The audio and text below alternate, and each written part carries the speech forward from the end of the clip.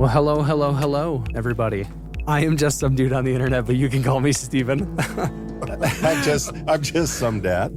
And I'm just some uncle. Well, welcome, everybody. The focus of this conversation, my father says that Gene has quite some stories from growing up, and I didn't really know how to facilitate that conversation because I wasn't there for that time period. So my dad is going to help me facilitate this. Dad, what do you think? Where should we start with Gene? How would you introduce Gene's? Well, how would I introduce Gene? Well, I would say that Gene and myself, we're kind of best buddies. Maybe more so now than whenever I was a kid. I might have been a bit pestilent. I was born in the 60s. He was born in the 50s. That is kind of the mid 1900s for people that don't really think about that stuff. But anyway, one story kind of comes to mind, and it was a mistake of a window. Anyway, it was kind of a dark summer night, and heard the tap at the window. Yeah, it sounded something like that. I go up to the window and I peek through the curtain, and lo and behold, there's a couple naked girls out there. Now, keep in mind, I was 8 years old, so that was kind of a new experience for me. As far as Gene goes, he was 13. I have no idea what kind of an experience it was for him, but I sent them around the corner. How'd that happen? How'd you convince these girls come knock on my window? I was as much surprised as you. I had no idea they were going to do it. I don't think there's any way in the world you could have been as surprised as I was, honestly.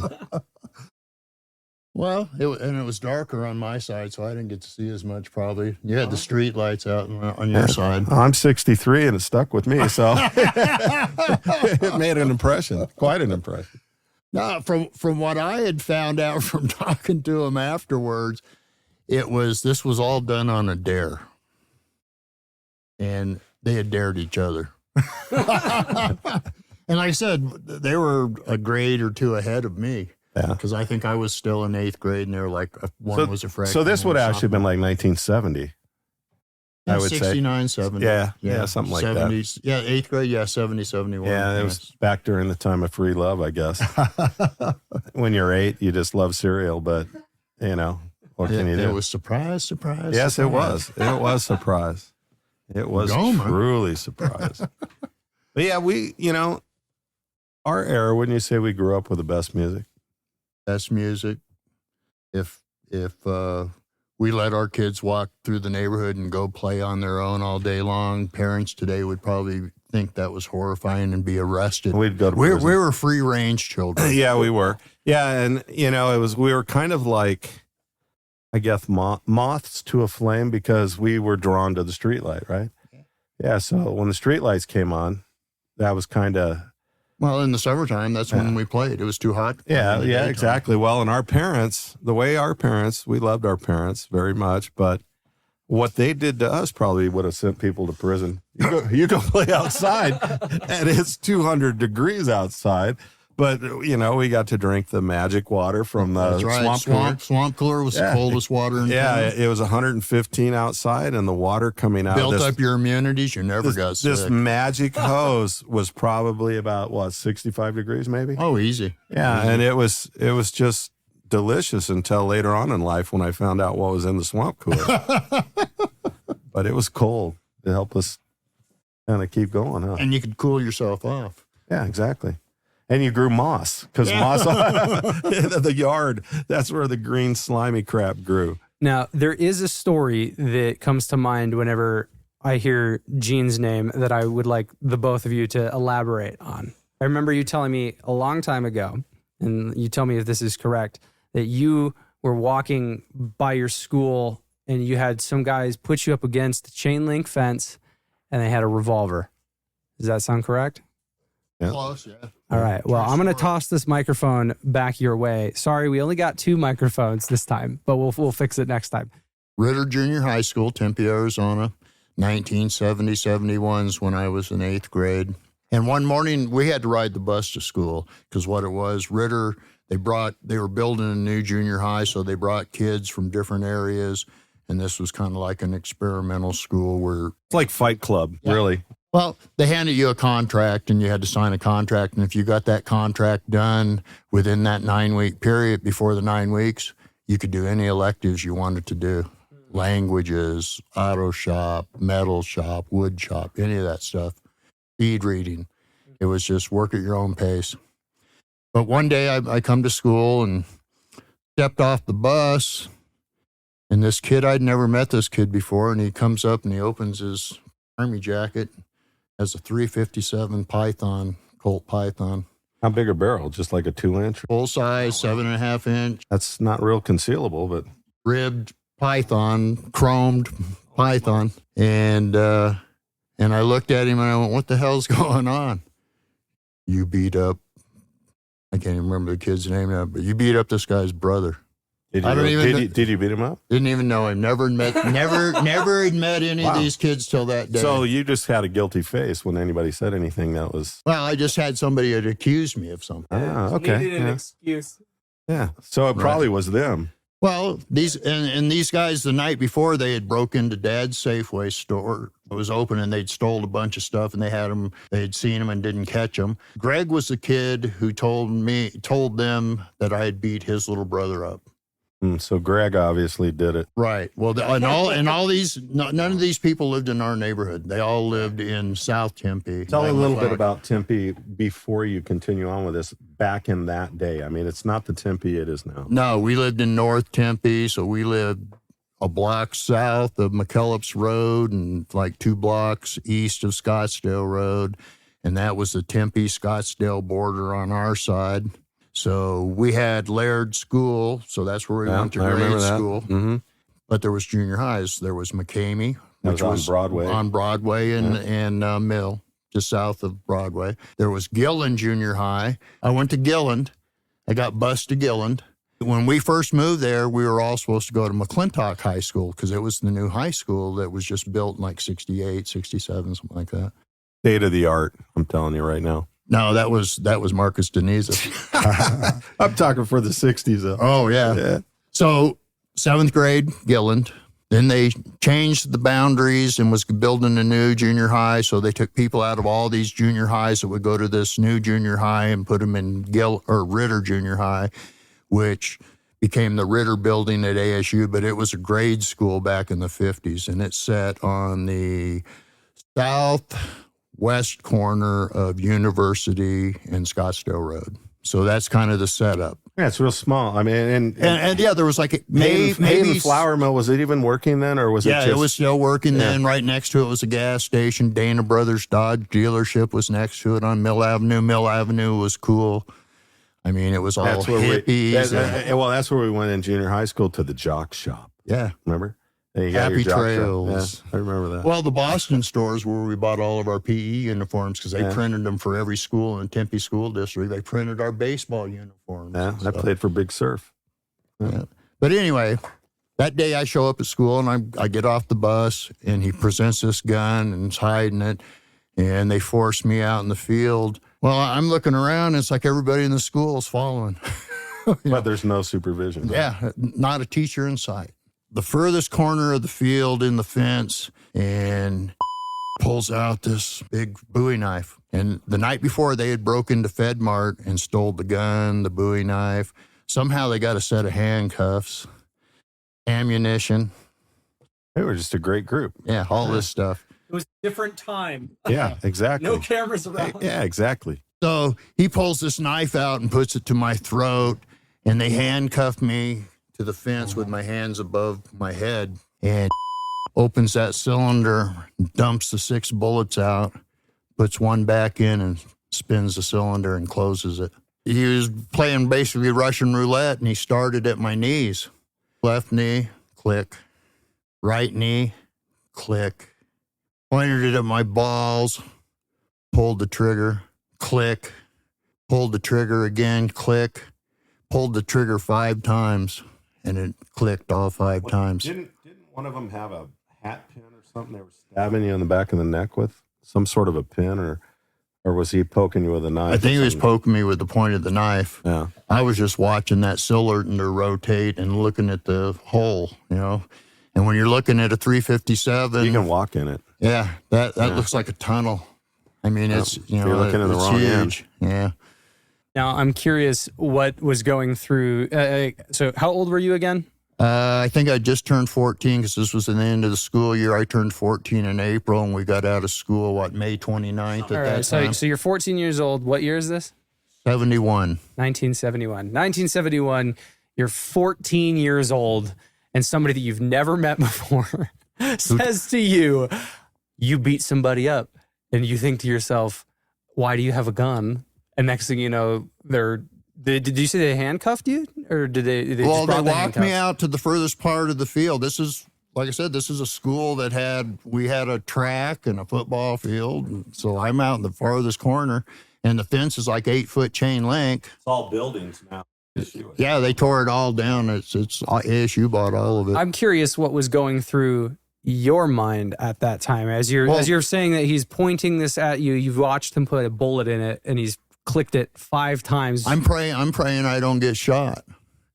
And in the back of my mind, I'm thinking, if I live through this and I ever find you, your picture will be on a milk carton. Nobody ever hear from you again. I was pissed. and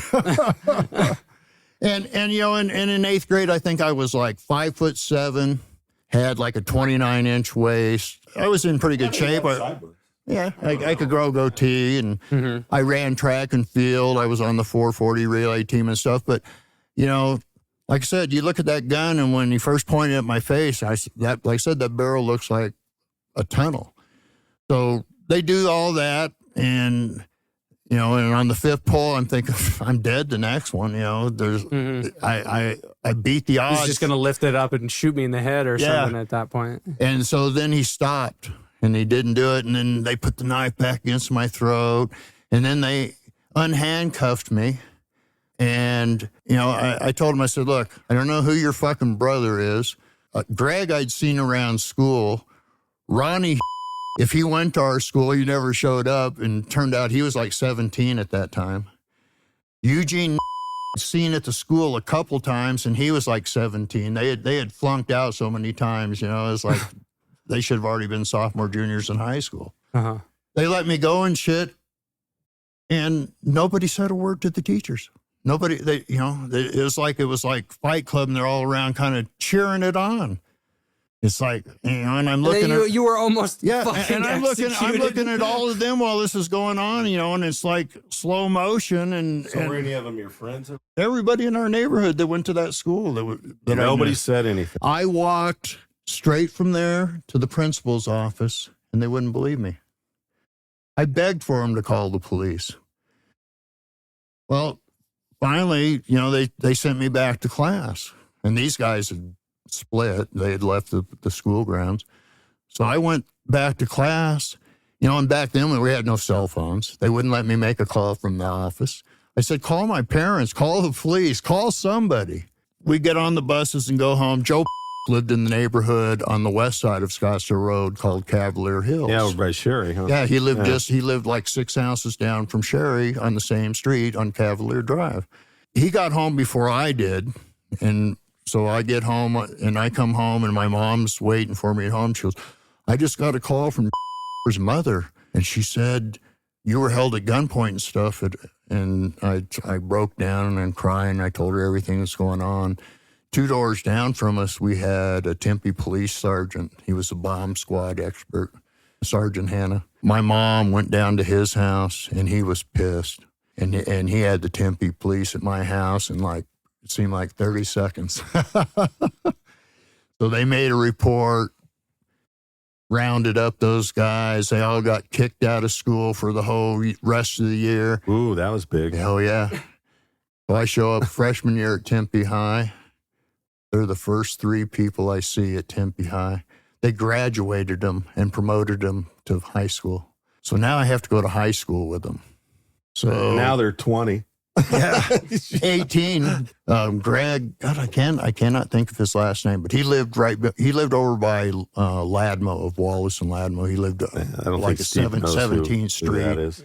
They were cartoon hosts, kids show. An icon. Let's just be real. Yeah. Arizona icons. Right. The hangout at high school was called PDQ, and shortly after that changed to the Buffalo Barn, but it was like PDQ. the restaurant where the Tempe High School had our school colors right across the street from the school. That's where everybody hung out. About halfway through freshman year, I come out to go back to class after lunch, and Eugene was sitting on this wooden fence that divided PDQ from the gas station. Were you a little taller corner?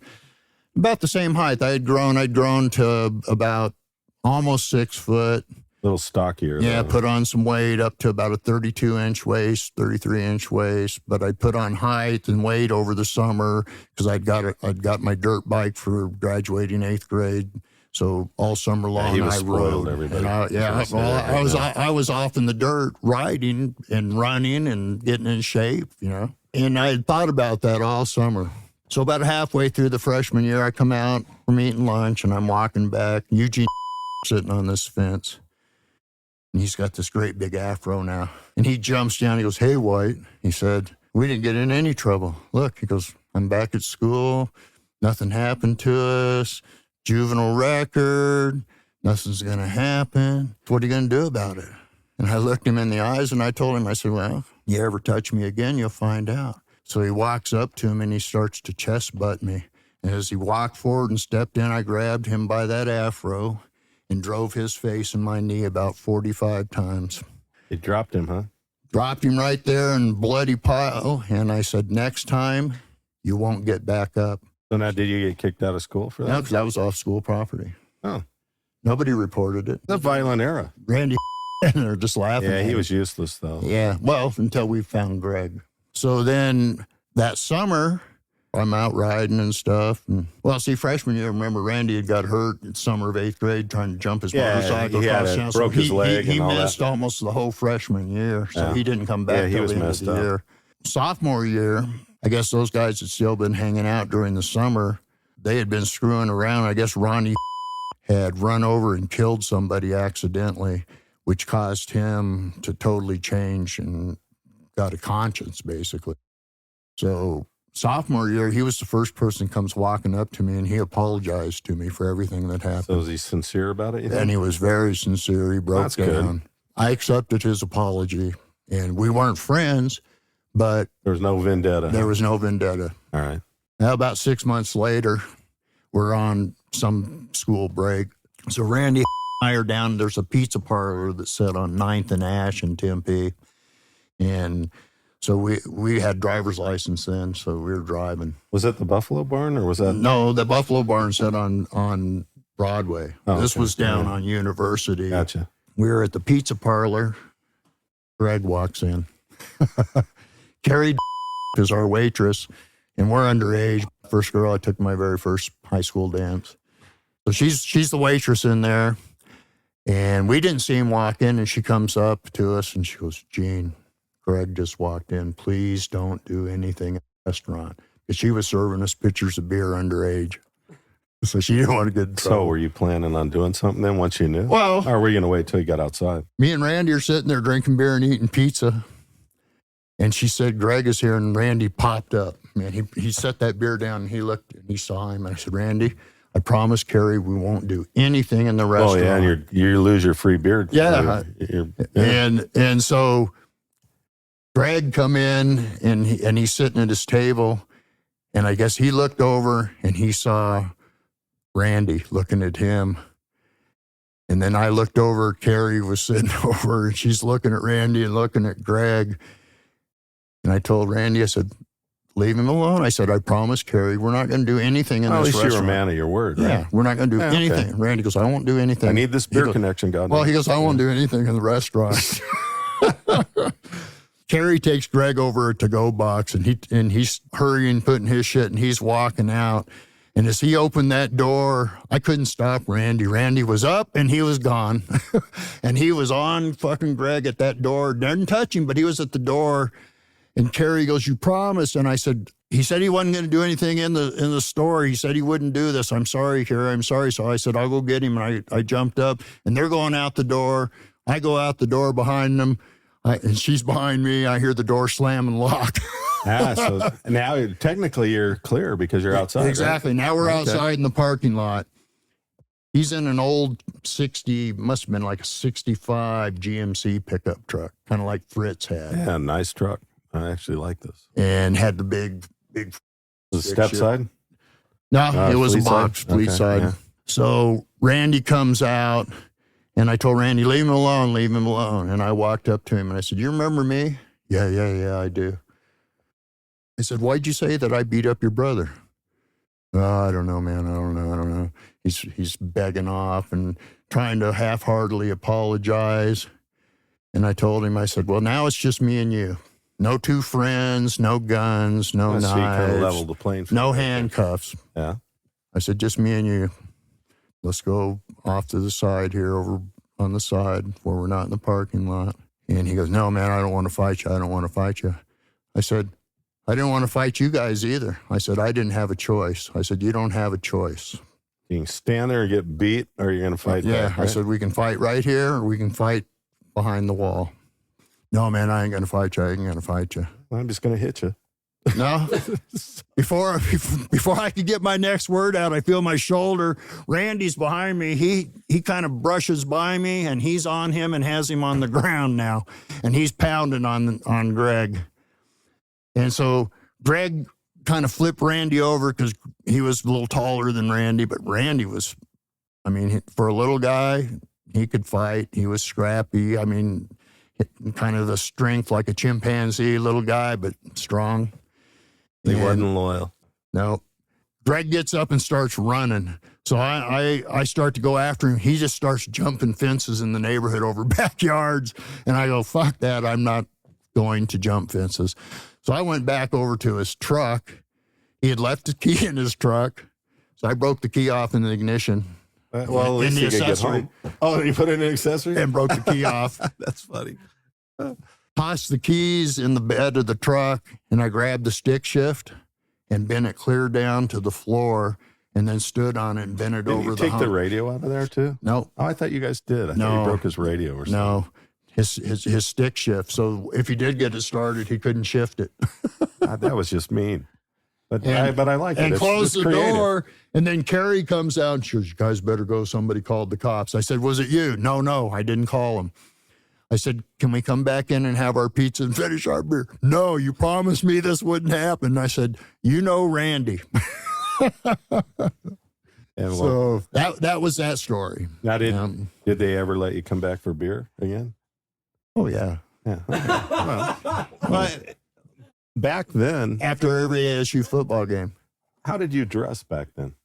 And what, hair and all that? I mean, we're talking the 70s, right? Long hair, bell bottoms. Yeah. Grandma would take my bell bottoms and cut horseshoes because with my boots, I would always walk the backs of my Now, were you wearing combat boots or were you wearing the boots with a buckle on them? strap boots. Yeah. They were called back then gaucho boots from Brazilian cowboys. Had the strap with the Right. square buckle on the side, Yeah. square-toed. Basically a square-toed cowboy boot for a gaucho. Now, I think I got one other story that I would like to hear some emphasis on. Back in the day, I believe you, Father, said that it was Halloween night. Some shit went down, and Gene was really, really pissed off. Some people were against you, it sounded like. And the result was Gene drop kicking these people's door, their car door, as they drove away in fear. So I would like to hear that story from the two of you. I'm kind of sounding like a thug on these stories. Gene was actually a good bad influence. I would call it. Well, and that was a bad day because that Well, was I know what kind of day that was. Yeah, and this was we lived in a cul-de-sac back then. It was a Crocus Street, right? 36th Street, 1 block north of Yeah, Thunderbird. so it was Crocus. Crocus. Yeah. So House on the corner. What year? this would have been 1978 or something like that. Yeah, I think 78. Yeah, because How Melinda old was were you? born in 79. I was 16, I believe. Yeah, I was 16 years old. 'Cause I was 21. Yeah, so to make the story totally accurate, all right, I'll give you a few just first names that we had. Now I'm going to give you all their names. I don't really care. It was my buddy Chuck, my buddy Carl, Now, at the time, Carl's legs were about as big around as my wrist. I think he was breakable. Well, and all three of you guys were out in the front yard Right. practicing karate. We're just messing Slow around motion. and Jumping off the wall. And you got to understand, too, that this was back in the day with CB radios. So if you were really... Bruce Lee was big. Yeah, if you were really a good CB guy, you had a PA, too. Oh, yeah. So I had a PA. And a siren. I had a PA underneath my hood. And so Gene was in the house, and my dad was just ripping him a new butthole. And why is that? Because you and Sherry were, what? Pregnant. Yeah, about 6 months pregnant. Yeah. So Gene's in there, and he's getting chunks of his ass are flying off inside the house. And we had a little sister, too, that she's 11 years younger than Gene, 6 years younger than me. And these guys come driving by, and Carl and Chuck and I were standing outside. Gene's in the house. The garage door's open, and this car comes by, and they have, I think, 3 guys, and they have a girl, couple girls, yeah, in the middle. Girls originally. I think it was 4 guys and 2 girls in the middle. Yeah. And so anyway, these guys, they come rolling up, and keep in mind, Gene's getting fired up inside, and he doesn't even know that he's gonna come in handy in a minute. But I'm standing out there, and this guy goes, "That's where she lives." I go, Who are you talking about? Because I only knew Sean, and Our sister. our little sister.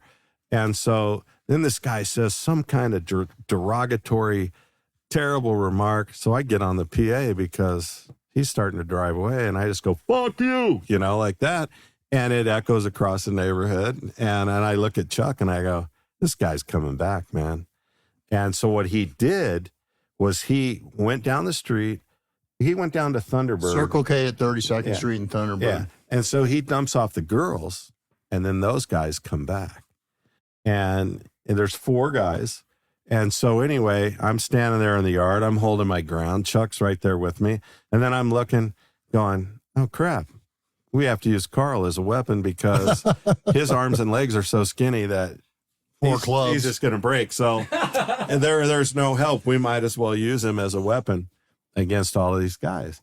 So these guys, sure enough, man, they come pulling up, and guys got a chain and other pipe. Yeah, pipe and stuff. And I mean, it was 4 against 3, right? So I needed to equalize this because I looked at Chuck and I thought, you know what? We could probably withstand a couple blows from whatever these guys had, but Carl's a dead man. So I run into the house, and I run up there, and I grab the doorknob, and I open the door, and I go, "Hey, Gene, oh my God, there's 4 guys out here. They got chains, they got knives, they got pipes, they got everything." Gene, and my dad just gets like his last word out. Gene launches up like a rocket. I'd never seen anybody move so fast. And there's a word for what happens, and it's somebody that's kind of like they're just there. They're right there. They're right now. It's violence of action. That's what it's called. So violence of action, you just make a decision, and you're going with it. Well, your opponents are freaked out because there's one of you and there's 4 of them. And why are you running at them like a maniac, right? So that's what they did. It's called violence of action. So anyway, Gene gets up, and he comes running past me, and he's screaming. I don't even know what he's saying, but these guys seem to be taking note of what he's saying. And I remember I'm running behind Gene because now I have a chance, man. So I'm getting involved. Chuck's going to get involved. Carl, he's staying out of the way because he's going to get broken by one of somebody. And so their car's still running. It's in the street. Well, this one guy, he runs. He's the driver, grabs the door and goes to close the door. They're parked, what do you think, 8-10 feet from the sidewalk? Here's the street. Yeah, well, they can't see that there, but I see. Well, a regular street with sidewalks. Yeah. They were parked across the street against the sidewalk, facing west. Our house faced north on the corner. So I run out of the double garage, down the driveway. He's moving like I've never seen him move so fast in my whole life. But the funny part of the whole thing is that the driver grabs the door, and as he's closing the door, Gene leaps from the sidewalk. And I mean, on our side of the street. Yeah, on our side of the street. He flies like kung fu across the thing and lands on the guy's car door as he's shutting it, and his 2 feet cave in the door, right? Crushed it. Yeah. It just, and I mean, I was so proud. I couldn't believe it. This man, just the fact that he could clear that much ground, land on a car door and crush it and land on his feet. Well, all of a sudden, you remember the one guy goes, I've got a gun. And then you go, I got one too. And you reach behind your back, but you didn't have anything. Well, and the other guy goes, I got a pipe right here. And I said, if you got it, you better fucking use it because I'm going to fucking kill you. But the guy that said, I have a gun, you reached behind your back and you said, I have a gun. I told him you use it or die. Yeah, but Gene didn't really have a gun. There was no gun. It was a bluff. And then that guy kind of looked up. Gene backhands him and lifts him off his feet. You remember that? And he went between the door and the window and made it all the way over on the other side. I never saw somebody get slapped right off. And then the guy with the pipe, he goes, I got a pipe. And he's in the back seat. And I said, you better use it. Grab it now. And he went to grab it. And I just grabbed him and yanked him through the fucking window. He might have been the same guy that then I backhanded over the car. No, that was 2 different guys. Because the driver's like, Oh shit! yeah, they got to get out of there because they're dying. Well, my mom and dad, I remember mom going, please leave, my son will kill you. Remember that? Yep. Yeah, and so we're sitting there, and Gene and I, Gene's got a hold of the driver, I got a hold of the door, and the guy took off.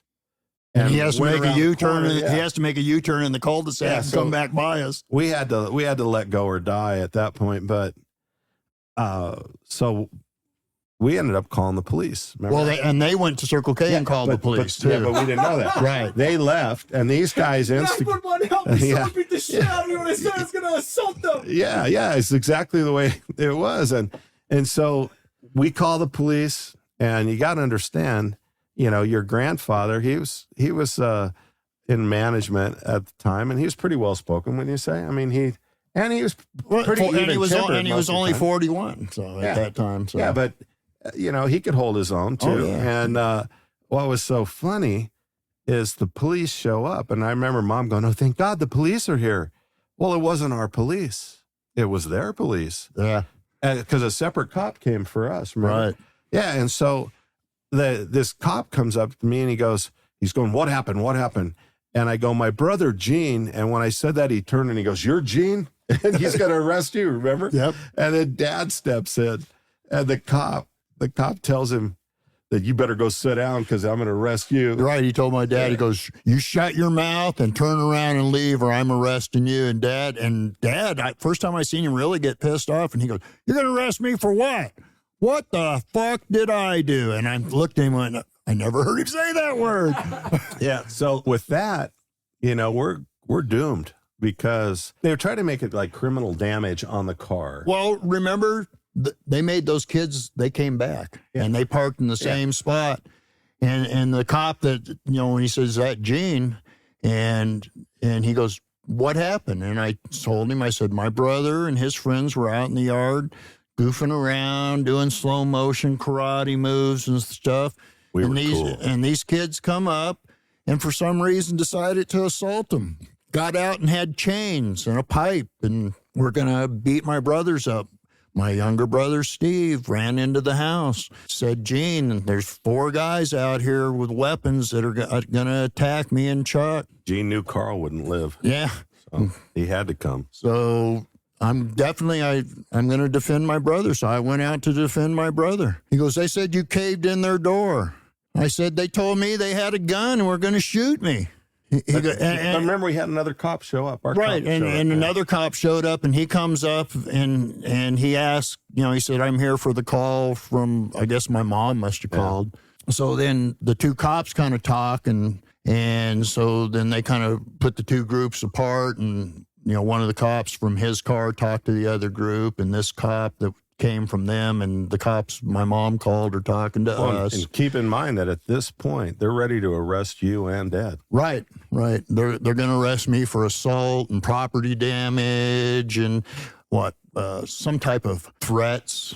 Yeah, it was intimidation or something. Yeah, they threatened you, so you had to intimidate So them. That's right. the cop that my mom called, that's there with their cop talking to all of us. Did he know Dad from the store? Well, I don't know if we might have found that afterwards, but he's talking to us, and he's looking at that car door, and he keeps looking down at my shoes. And I'm wearing a pair of shoes that's called Wallabies. Yeah, they were real. Had the rubber cement gummy soles on them. I remember those. It was I had like those. gummy soles with suede leather tops. And about two lace holes that they tied. And they were comfortable and easy to walk in, had a wide toe box on them and stuff. They were But the accomplishing. sole melted off right. The sole would melt in the summertime to the streets. But then from where you bent your foot, after about 3 months, that from bending it back and forth like a piece of steel, it would split, and then it would just pinch your foot. Your foot would get all wet and stuff. But he keeps looking at my shoes, and he goes, "Did you have those shoes on when they got here? They said you crushed their door." And I said, "Well, I wasn't going for the door." I said, "I was going for the driver." I said, "He was running back to his car to get a weapon." And he goes, "Well, run me through what happened." I said, "From what I can remember," because it's like I went into 5 or 10 minutes have elapsed at this time. The memory thing back then, because it is the 70s. Well, so no, it's the point of I got to that point of almost like hulking out. The whites of my eyes would turn red, not bloodshot, red. Oh yeah, I saw that a few times actually. And it's like I kind of blanked out and went into, like Steve said, I'm in attack defensive mode of you're not going to hurt my family, you're not going to hurt me, you know. And I just got chewed out for getting my girlfriend pregnant, I'm not so in a very trouble. good mood anyway. Yeah.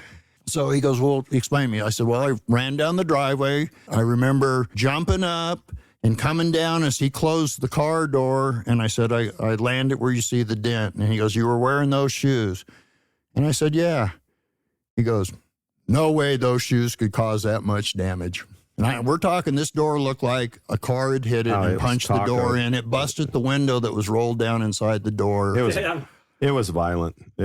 Yeah. And he it goes, wasn't really a bad car. He goes, "I don't think those up. shoes could do that." He goes, "I think that door was already damaged." So now I'm thinking, oh, cool. He's on our side. We know it was damaged, you know. So coming back, they basically got those kids to admit what they come up and did.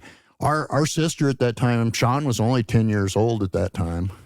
You know, so it was like they were at the wrong house looking for the wrong person and fucked around and found out. I was going to say, and they got fucked up in the process. Yeah. You know, they threatened to attack us. They were the ones that produced weapons. We had no weapons at all except fists and feet, you know. The power, my friends, of fisticuffs. That's what that is. Of adrenaline. But thank you very much for joining me, Father, just some dad. Just some uncle. And I am just some dude. Thank you. Until next time.